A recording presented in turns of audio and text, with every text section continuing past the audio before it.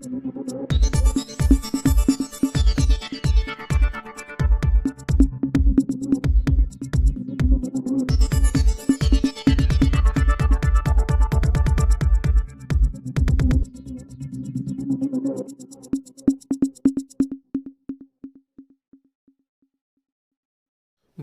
के सुपरस्टार पवन सिंह को कोर्ट से बड़ी राहत। साबुत और सक्षम गवाह के अभाव में पवन सिंह को कोर्ट ने किया बरी।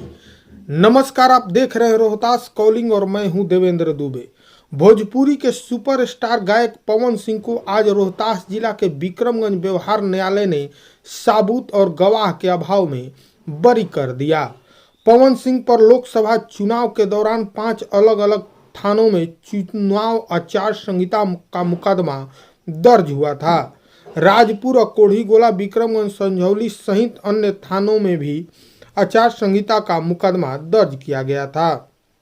संझौली थाना के दर्ज मामले में आज पवन सिंह को कोर्ट ने राहत दे दी और मुकदमे के अंतिम कार्रवाई और सुनवाई के दौरान विक्रमगंज व्यवहार न्यायालय में पवन सिंह खुद मौजूद थे।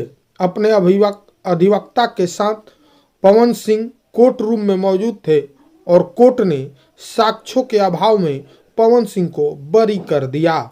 पवन सिंह ने न्यायालय पर विश्वास जताया और कहा कि न्यायपालिका पर पूरा भरोसा था और वे आज इस मुकदमे से बरी हुए। पवन सिंह के तरफ से अधिवक्ता पवन सिंह ने पक्ष रखा। आइए सुनवाते हैं कि पवन सिंह के अधिवक्ता ने कोर्ट के इस फैसले के बाद क्या कहा।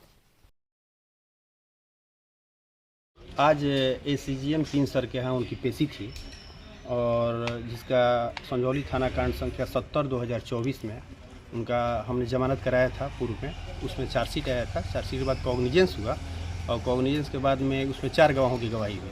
चारों कॉन्टेस्टेड गवाही होता। चारों का हमने जीरा किया था और जीरा के बाद में न्यायालय ने पाया कि ये केस जो है चलने लायक नहीं है, ये झूठा है। उस आधार पर आज पवन सिंह को जीआर केस नंबर 1124/2024 में उनको न्यायालय के द्वारा बरी किया गया। बाकी तीन में भी चार्जशीट नहीं आया है।